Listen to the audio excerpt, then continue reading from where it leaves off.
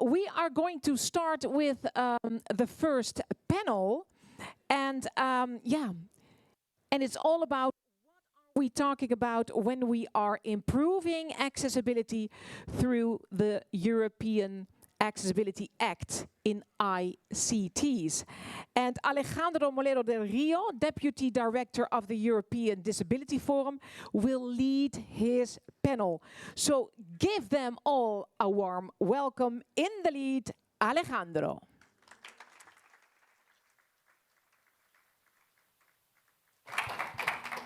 Thank you so much.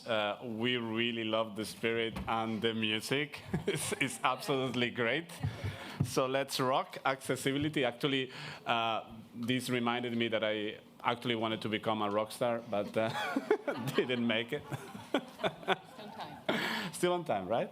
So before we dive into, I think, this great title and this kind of leitmotif of music and good vibes, I thought that maybe to start by asking my panelists today, before we go into more serious business, if the European Accessibility Act was to be a song, what song would it be?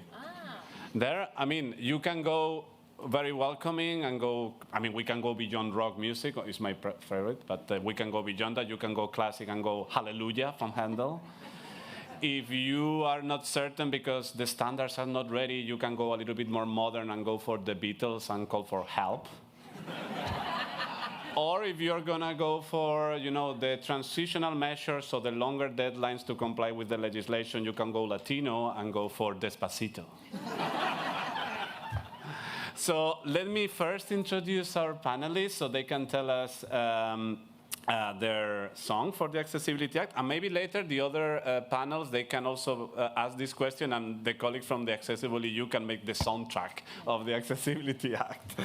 So let me start by our colleague who is connected online. So we also check that he can hear us and we can hear him. He's Christopher Patno, head of EMEA Accessibility and Disability Innovation at Google. Christopher, can you hear us? Are you there? What is your song for the Accessibility Act? I'm physically here, and I'm hoping y'all can hear me. Yeah, we hear you. Brilliant. So, following with this Queen theme, I changed everything hearing the We Will Rock You. So, for me, I have two songs I want to talk about. One is the first one, Until the 28th, felt like Under Pressure by Queen. And now it's Don't Stop Me Now. I love Queen, very well. Good choice. Queen is always a good choice. Now I will introduce my left hand, Andrea Calveasa. She's the senior manager and in the external and legal affairs at Microsoft. So, Andrea, what is your song for the Accessibility Act? This was a tough question. I do hope we're going to end up with a Spotify playlist. So let's make sure we gather all those ideas. But ahead of the enforcement deadline at Microsoft, we had this internal campaign to rally teams, across the company. And, we had Teams backgrounds and mugs with the slogan, "Are you ready?" REAADY. So inspired by that, I will go with Are You Ready by AC/DC. Well done. We are getting heavy metal here. Very good. And now, last but not least, Peter Korn. He's the director of accessibility at Amazon Devices and Services. Peter, what is your song for the Accessibility Act? Well, before coming on stage, I had already chosen We Will Rock You by Queen, and I thought that this song really captured all of the aspects of the EAA, right? When you think about why Queen came up with that song and the stomp, stomp, clap, it was about audience participation. It was about including the people they were performing for, and the EAA is fundamentally about inclusion, right? Great. But then when you think a little bit more deeply about the song, there's this long interlude before the instruments come in. And really, that's a metaphor for the interlude before the standards finally come in at the end and make their appearance.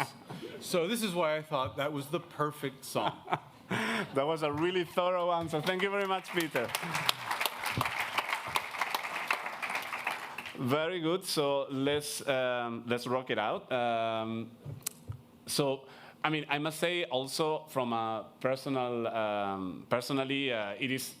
I cannot stress enough how grateful and honored and privileged I feel that I had the chance to be at the European Disability Forum, to be able to contribute to the best of my abilities to the development and the negotiations and the transposition and so forth of the European Accessibility Act.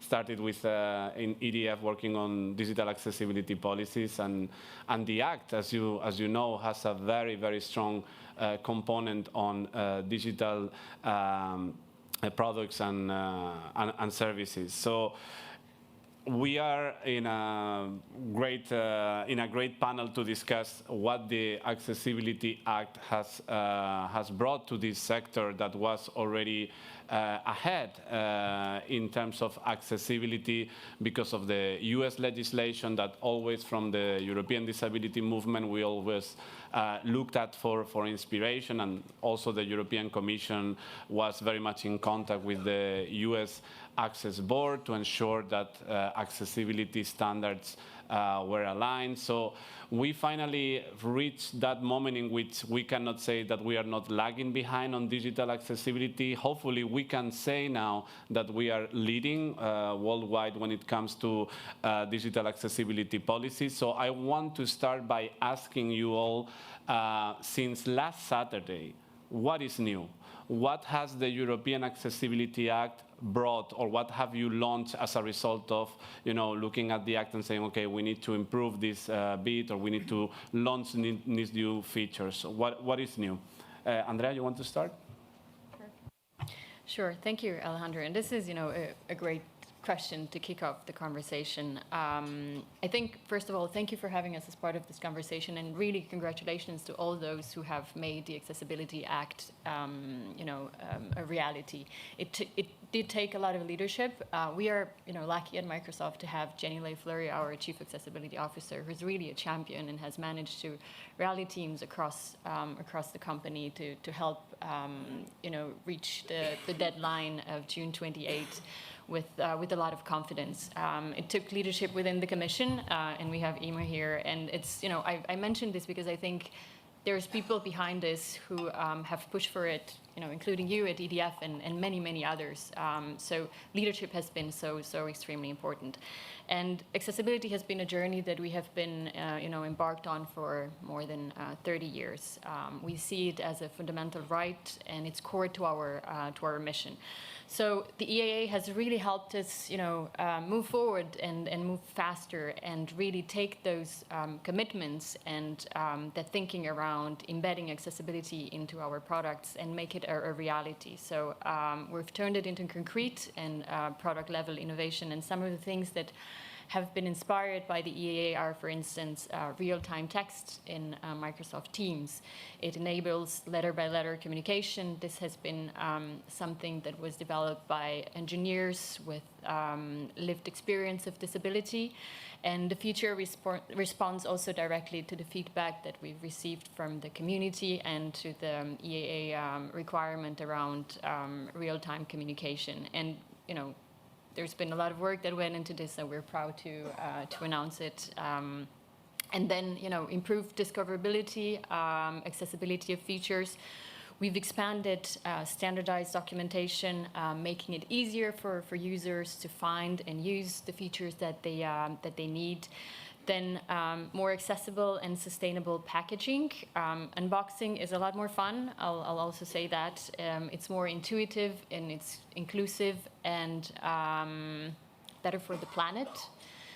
And we have also, made all the learnings from this process available in a toolkit that others who want to learn from what we did can look at and build on. So we're making a lot of the learnings available to the broader ecosystem. And with all the innovation that is happening around artificial intelligence, the EAA has also influenced how we integrate accessibility into AI-driven experiences. So tools like Copilot, Immersive Reader have now embedded accessibility by design with the Accessibility Act requirements guiding the responsible evolution of AI capabilities. And I think we see that reference in the AI Act right now to the EAA, and that is extremely important to have, and it was mentioned also in the previous session, to have accessibility mainstreamed and referenced across other initiatives. And finally, final point that I want to make is that we hope that we don't stop here, and this is just a milestone that we have reached, but that the EAA will continue to fuel the next kind of wave of accessible innovation. So we don't stop here. We move forward with confidence, and we have a lot of things to build on. Thank you very much, Andrea. Christopher, what's new in Google since last Saturday? Well, since last Saturday, probably not that much, but for the previous 5 years getting to last Saturday, quite a bit has changed.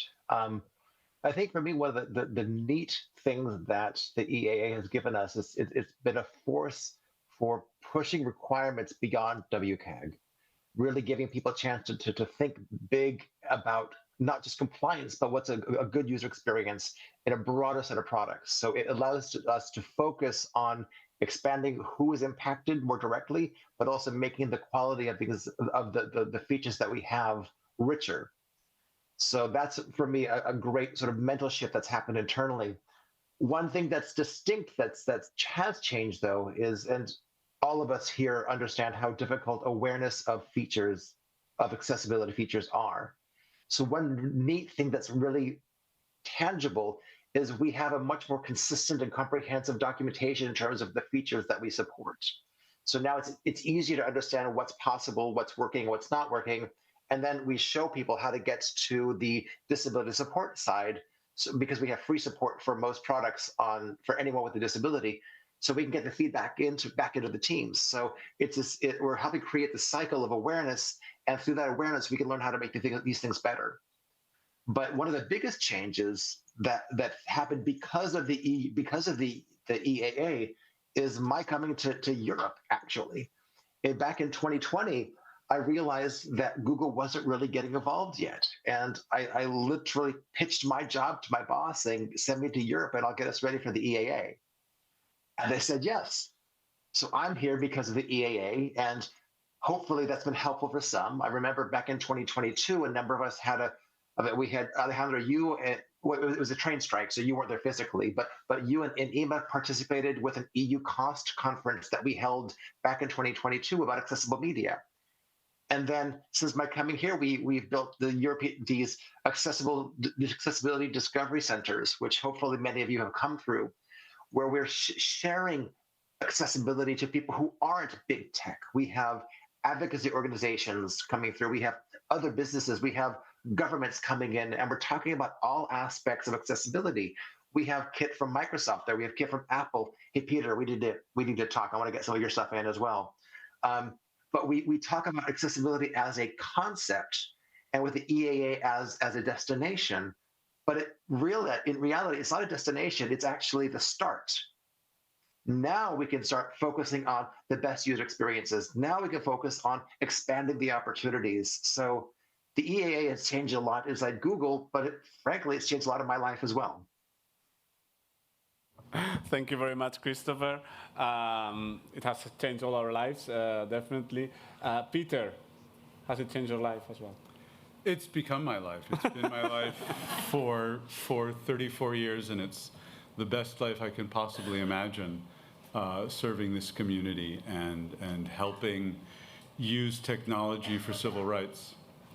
But more specifically at Amazon, I can't think of a specific customer-facing change for accessibility that wasn't already in progress or already on our roadmap. What the EAA really did for us, as our leaders said again and again and again, this is a tailwind to push us to the customer obsession for customers with disabilities that has been woven into our DNA for the last decade. And some examples of this, we were already rolling out dedicated accessibility customer service for customers with disabilities over the last several years. But we made sure by last Saturday, it would be in every European country that we were offering customer service in. Another example, we were already working on accessible packaging, but we made sure to roll that out on this deadline. So it's more about a focus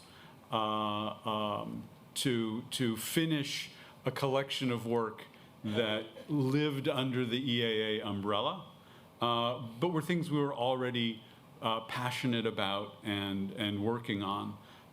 New things like navigation assistant and product summaries on the shopping site, and a whole slew of amazing features on our Kindle devices for people with a range of print disabilities, and on and on and on. So thank you, EMA.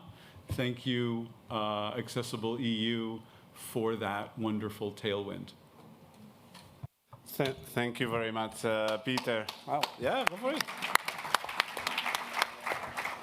No, it's absolutely great not only to feel this enthusiasm for the European Accessibility Act, but also to see that some issues that seemed like impossible in the past when we were discussing the ICT accessibility standards, such as real-time text interoperability, now, thanks to the legislation, is turning into a reality. It's turning into something that is actually there already, and issues that were so difficult to address, such as packaging, such as support services, thanks to the legislation, as we've heard, things are moving forward into the right direction. So this is the power of the policies that we like to advocate for. And it's being mentioned by everyone, the challenges ahead of us. But I want to ask you as well, if we can have short answers as well, because I think we are running short on time, and I have like 13 topics to ask you. So, and I want to also give the possibility to the audience to ask you questions. For sure, you are all in compliance with the legislation.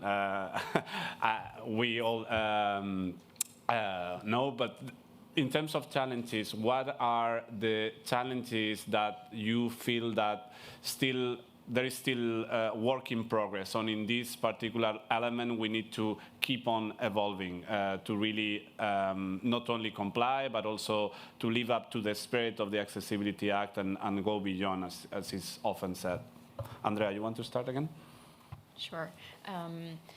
So I think, when we think about compliance, it's not something, like a box-ticking exercise. You do it once and then you're done with it. It is ongoing. It takes sustained effort and resources. So I think the challenge, it's a challenge and also an opportunity, if you think about it, is to keep that momentum going. I think it is mentioned, it was mentioned by others as well. We don't see June 28 as a deadline and then, the work here is done, but rather, we look to the future and see what else we can do, and, how more we can contribute in this space. So keeping that momentum going after the June 28 deadline, I think it's important. And it is easy for the focus to fade once the deadline has passed, but accessibility does require that continuous investment, and it requires leadership, as I was saying in the beginning. So I think that will continue to be a challenge for us, and then I think for the broader community. Okay, Peter, you want to go next?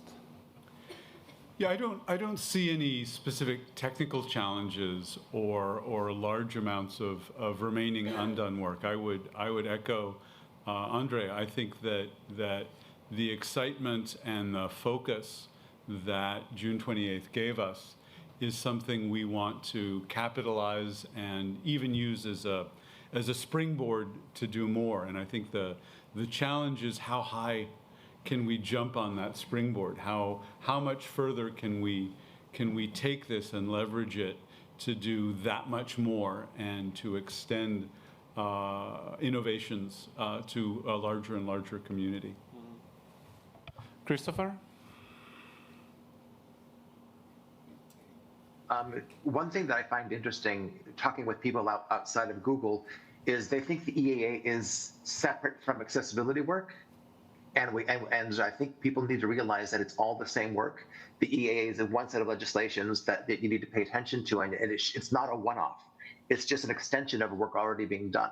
So I want to call out that it's not a special case to what was just said. I completely agree.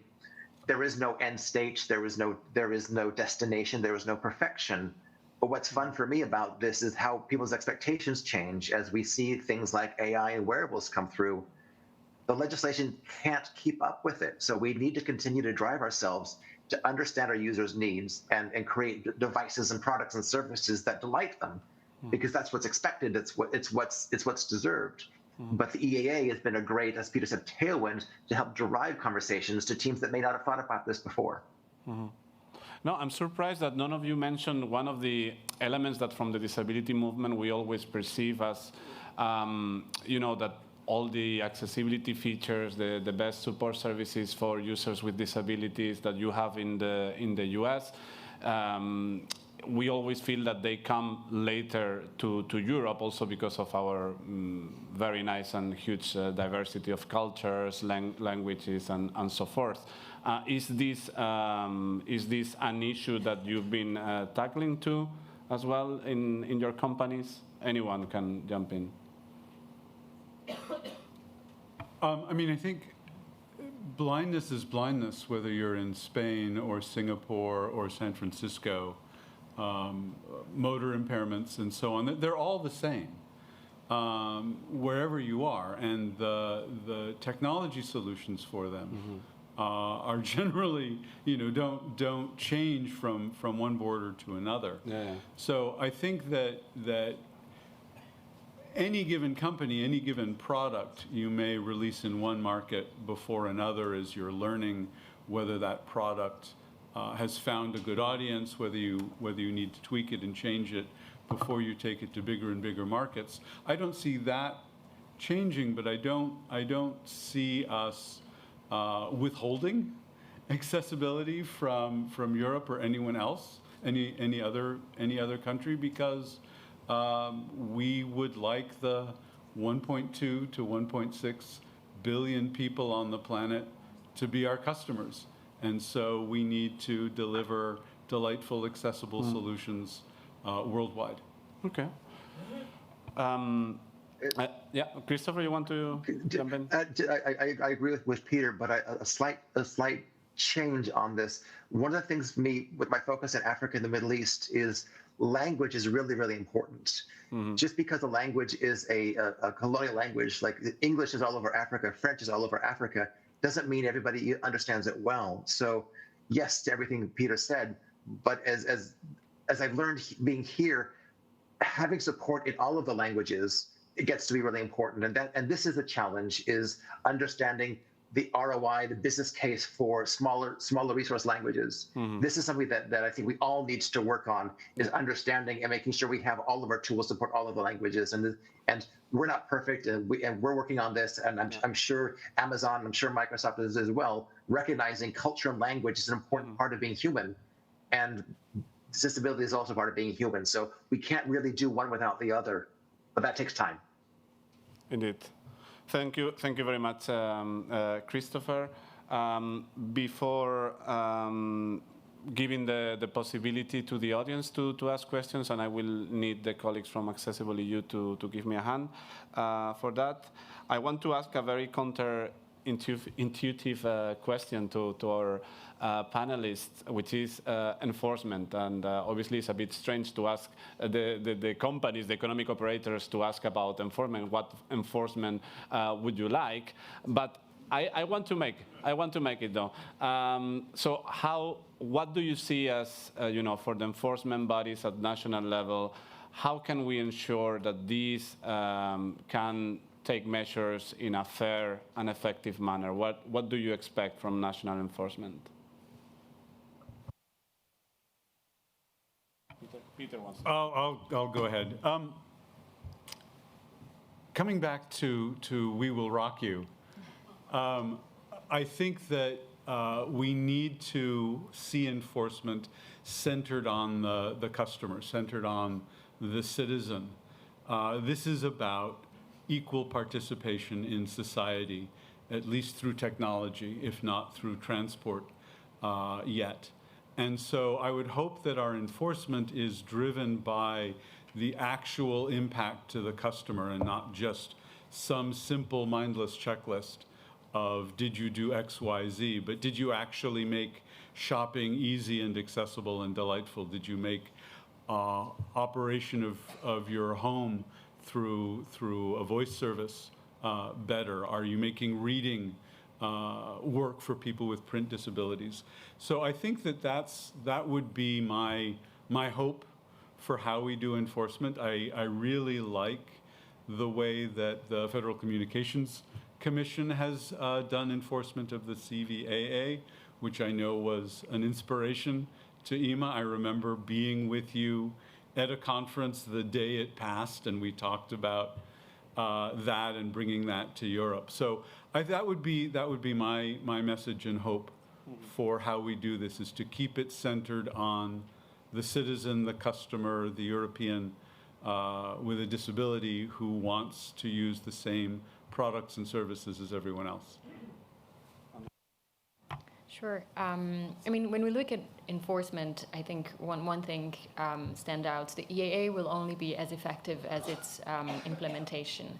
And one of the things that we're observing is that, there's a little bit of a risk of fragmentation when you look at the number of regulators that have oversight on the EAA. I think there's around 100. So, there are still challenges around the standards. Some of them are still pending. Those covering packaging or support services are still to be developed. So, like this has been mentioned before, and I think the promise of the EAA will be realized if enforcement is aligned across borders, and then that consistent interpretation will help ourselves, manufacturers, product and services providers, regulators, and the users, the consumers, operate with greater clarity and ensure that those products and services can circulate in the single market, which is ultimately the goal of the Accessibility Act. And maybe a final point here. Getting to that clarity requires collaboration, and this is an important moment when we'll all come together and talk about these things. There will be further evolutions after June 28 deadline. Legislation is broad, but it is essential that together with regulators, disability organizations, and industry, we come and work together. I think there's an opportunity to do that as part of the Article 28 working group that the EAA is also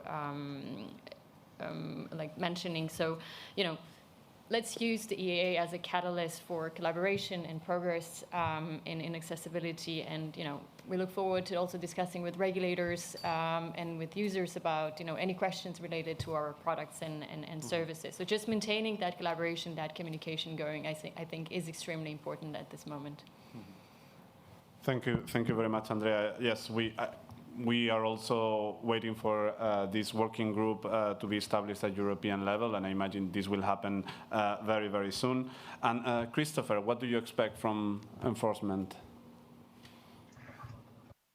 I hope that there is consistent enforcement. I'd like to echo everything that Andreas and Peter said. Collaborative enforcement, I think, is the most important. Giving an opportunity to explain and document, having a chance to be user-centered but consistent, I think, is important.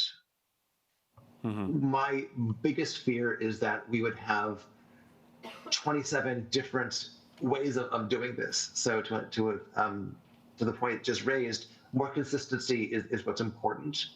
I remember when I was doing some work in Africa, I was told that if someone creates a dedicated, a unique set of requirements and expectations, it reduces the opportunity for choice.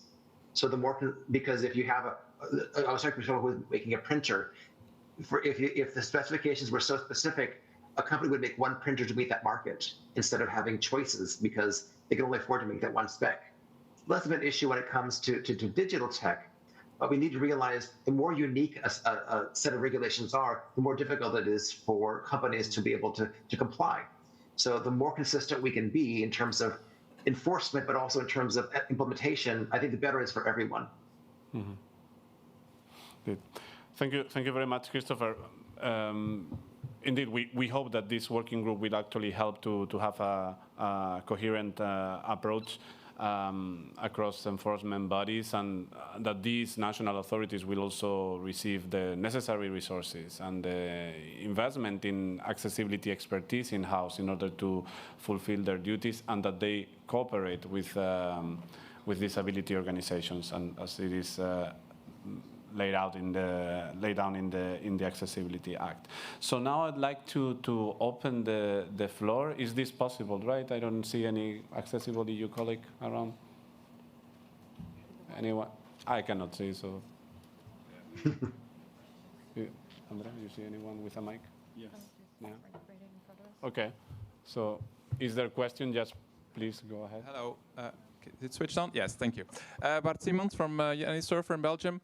My question to the panelists is about the platforms where you sell third-party products and services. So, of course, Amazon has many physical products, but also Microsoft has a platform for software, and Google has a store full of mobile applications. My question is, what do you do to help third-party vendors of products and services to communicate about the accessibility services or accessibility provisions in their product or service, and to allow people with disabilities to search for accessibility features in the products and services you sell through these platforms? Thank you. Great question as usual, Bart. Thanks a lot. Who wants to? I guess as the company with a small, store. Small store. I'll take that one. One of the things we've done specifically in the Kindle bookstore is work with publishers to obtain and surface all of the accessibility metadata about their books and put that front and center on the detail page of those books so that customers can easily find out, does this book have this or that accessibility feature, how do they work, and have some assurance that they're available to them. Beyond that, we have built a bunch of standard ways of describing the accessibility of our own products that my part of Amazon makes, Kindle, Fire Tablet, Fire TV, Alexa devices, and are inviting other folks who list in our store to follow suit. And then with AI-powered search through Rufus, the ability for customers to ask very detailed questions in their product searches to help them find the products and services that meet their specific needs. Yes, if I may, yes. So we always say that Microsoft is, so to say, customer zero. We use tools first, we see what works, we learn from experience, and then we want to share what works with broader ecosystem. So our thinking is, if it works for us at scale, it can make it easier for others to follow. So we've made available a lot of resources, around the EA. So if anyone is wondering where to begin, there's now information available around, the Accessibility Act, around the products and services in scope. And then we have also created a lot of guides that are industry-specific, packed with practical tips around, how you can turn accessibility into a business advantage. And finally, worth mentioning, which is something that is available for everyone interested and curious in learning more. We make also our accessibility trainings available for free, so customers and partners can increase their knowledge and awareness of the tools. Thank you very much, Andrea. And Christopher? Sure, I'll bring up Android because App Store was brought up. One of the things that we do for every application that gets submitted to the Play Store is we provide a pre-launch report where we run automated tools on every application and on different kinds of devices and give them recommendations on things that they can do to make their applications more accessible. And we've been doing this for years. This isn't anything new because of the EAA. But I want to call out one of the challenges that we have. We have millions and millions of applications being added to the Play Store every day. We run this on every one of these applications, but it's up to the developer to claim that if their application is accessible or not. And I know our friends at Apple have recently created their sort of description of what accessible features that exist. This is something that we're working on but we want to be able to validate it thoughtfully, because it can break in a moment's notice, and we don't want people to rely upon the service that could be wrong. So this is an area for us of growth that we're looking at. How do we create a real-time context for the millions of applications that get uploaded every day to make sure that they're accessible and correct? You see, challenges are rising. Good. Was there any other question from the audience? Yeah. Okay. Please go ahead. Hello, good morning. This is Jakob Rosin. I am the national expert of Estonia and a blind user myself. And I do have a question regarding user feedback. So a lot about collaboration has been talked, about customer support has been talked, but how do you actually work with user feedback, which is regarding accessibility? We see a lot of great features working a lot, but sometimes an unlabeled button on a website or an app for a screen reader user is what creates or breaks the accessibility, or a little focus issue. And I don't doubt that everybody has their own testing teams on board and working with this. But my question is, how well do you prioritize the feedback from actual users on the ground? Are there specific channels where we can give our feedback and hope that it will be accounted for?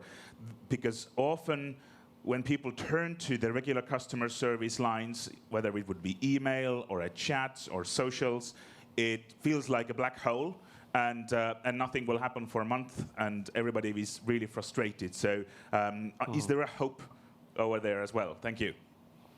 Thank you, Jacob. Who wants to start? Maybe Christopher online first? Sure. So most of our applications, all of our applications should have some kind of in-app feedback, so that when you find something that's wrong, within the application context, you can provide feedback. But I mentioned a moment ago something a bit more interactive. So at Google, we have free support for people with disabilities on most of our products. And you can go to g.co/disability support, and we can provide you hours. You can reach out to us on the phone, Be My Eyes, chat or email support. And these are people who are trained in terms of assistive technology. Many people with disabilities are on the staff itself. So you can go directly to us, and they can either help you understand how to use an application or service if it's confusing, and it can be. But also, if there's a bug, they have the pipeline that goes back to the development teams, and they can give that to the development teams to have them fix, and we'll bring that out into a subsequent release. Thank you, Christopher. Andrea? Or Peter? Sure. I think this is a great question, and this is where we actually get, to the practical things of day-to-day. Once you've, achieved something, how do you help improve it, or like how do you help respond to feedback? Because it's like, technology, as we all know, you start your computer in the morning, there's a small issue with it. So like there's things that we can continually improve, and that feedback that you're mentioning is extremely important. So we do have engineers that are have lived experience that we're working with in developing these things, and then our product development cycles include direct feedback. We have co-design sessions and feedback loops, and I think we do work with EDF and others around the world, Worldwide Union and so on, seeking constantly feedback. The disability answer desk that we have also includes people who have, experts, who are experts on assistive technologies and disability etiquette.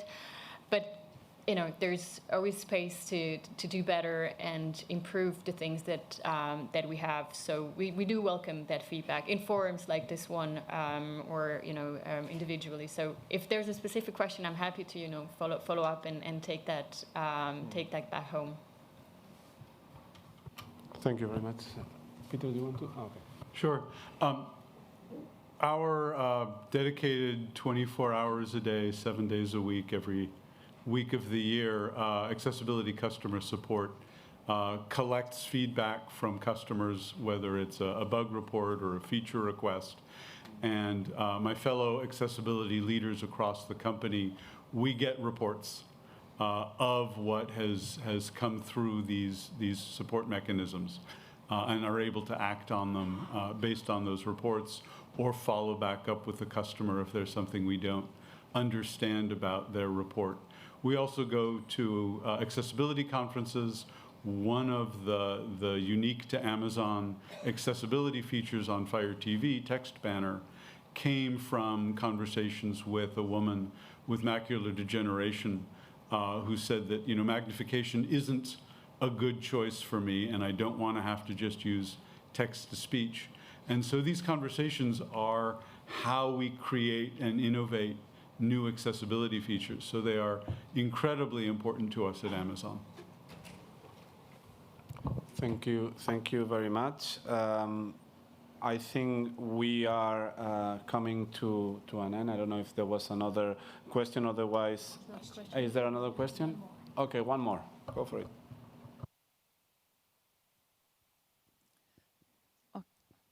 Hi, thanks for your comments. My name is Terhi Tamminen. I'm a national expert from Finland. My question is about figures or return on investment on accessibility features.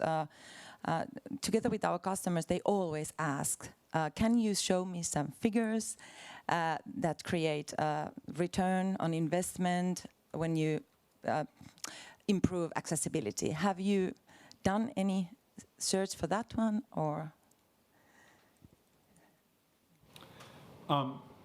Return on investment is not why we do accessibility, but I can tell you a little bit of a story of a return on investment conversation.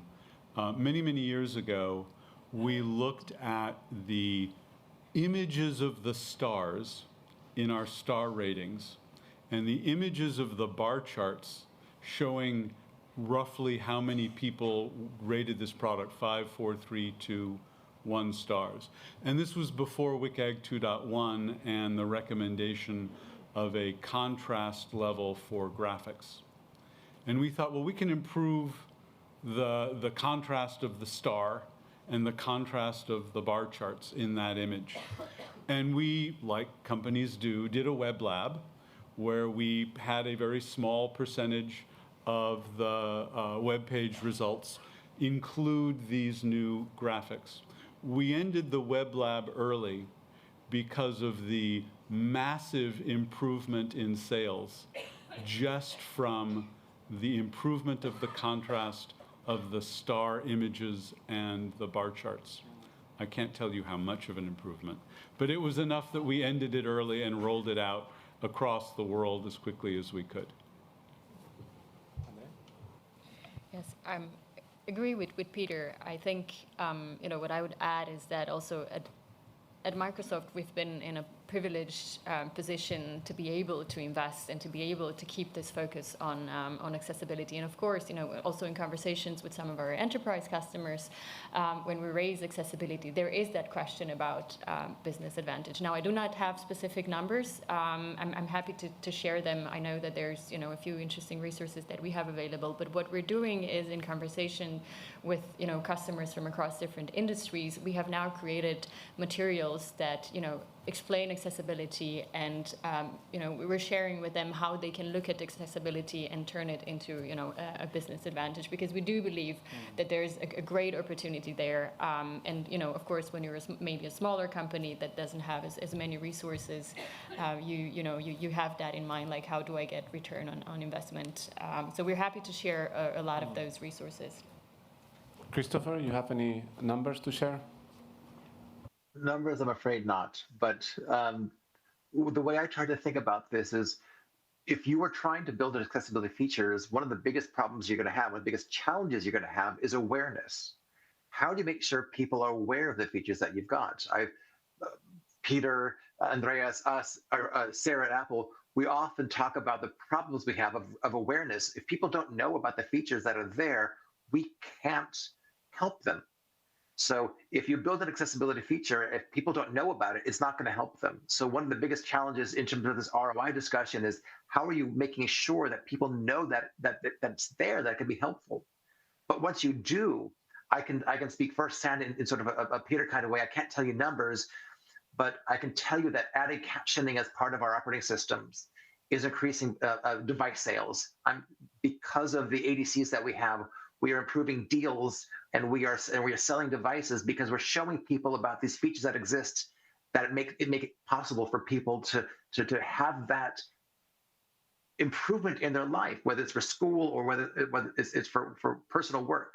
So I can say definitively that our accessibility work is improving our brand and it's improving our business. Mm-hmm.